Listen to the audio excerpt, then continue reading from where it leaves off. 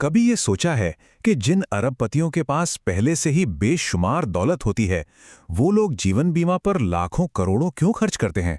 मतलब सुनने में थोड़ा अजीब लगता है ना? चलिए आज इसी गुत्थी को सुलझाते हैं। हाँ, बिल्कुल यही सवाल मन में आता है। अगर किसी के पास इतनी संपत्ति है कि उनकी कई पुश्तें बैठकर खा सकती हैं, तो उनके परिवार को उनके जाने के बाद पैसों की क्या जरूरत पड़ेगी? लेकिन सच तो ये है कि वो इसे उस वजह से खरीद ही नहीं रहे हैं जिसके बारे में हम सब सोचते हैं। और बस यही है असली राज। अमीर लोग इसे डेथ बेनिफिट के लिए नहीं, बल्कि एक बहुत ही शक्तिशाली फाइनेंशियल टूल की तरह इस्तेमाल करते हैं।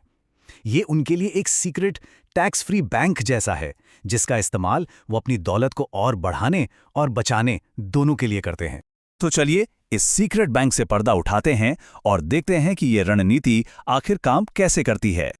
अच्छा, इस स्ट्रैटेजी को ठीक से समझने के लिए पहले इंश्योरेंस की दो अलग अलग दुनियाओं को समझना जरूरी है।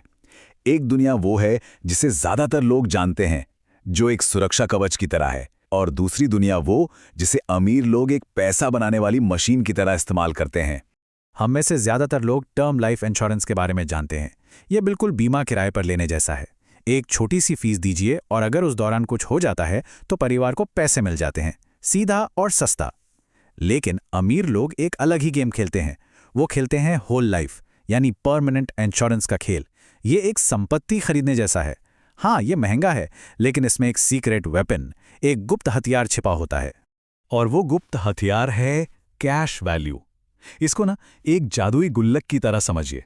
हर बार जब प्रीमियम भरा जाता है तो उसका एक हिस्सा तो इंश्योरेंस कवर के लिए जाता है, लेकिन दूसरा हिस्सा इसी गुल्लक में चला जाता है और समय के साथ बढ़ता रहता है।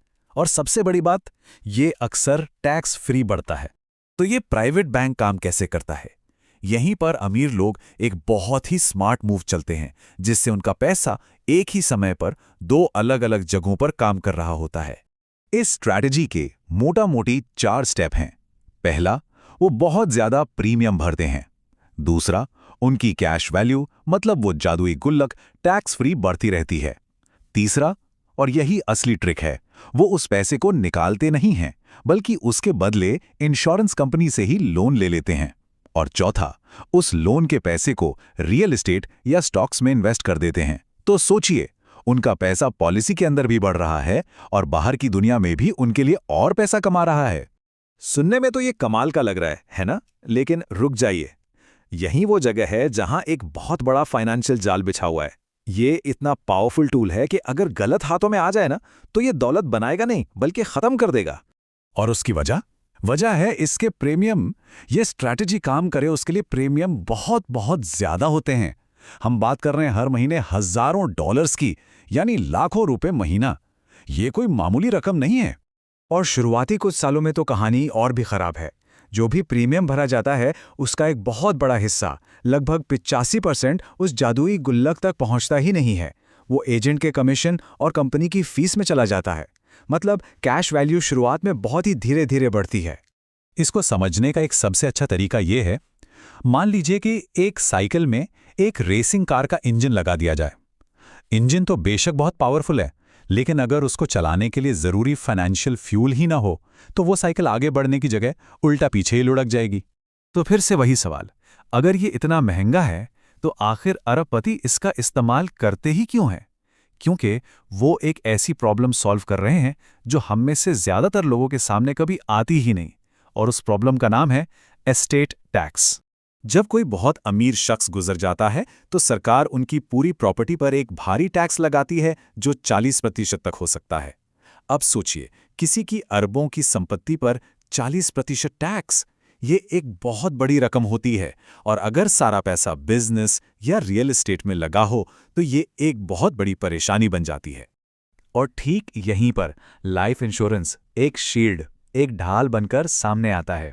पॉलिसी से जो टैक्स फ्री पैसा मिलता है वो सीधे उस भारी भरकम टैक्स बिल को चुकाने के काम आ जाता है। इसका मतलब परिवार को टैक्स देने के लिए अपना बिजनेस या जमीन जायदाद बेचने की जरूरत नहीं पड़ती। उनकी विरासत, उनकी लेगेसी बच जाती है। तो इस पूरी कहानी से क्या सीख मिलती है? बहुत सिंपल है, सही टाइम पर सही टूल का इस्तेमाल करना जरूरी है। ज्यादातर लोगों के लिए एक सिंपल सा टर्म लाइफ इंश्योरेंस ही बेस्ट है। सस्ता है और परिवार को पूरी सुरक्षा देता है। और जो पैसा होल लाइफ के महंगे प्रीमियम से बचता है उसे इंडेक्स फंड जैसी चीज़ों में इन्वेस्ट करना चाहिए, जो असल में दौलत को तेज़ी से बढ़ाता है।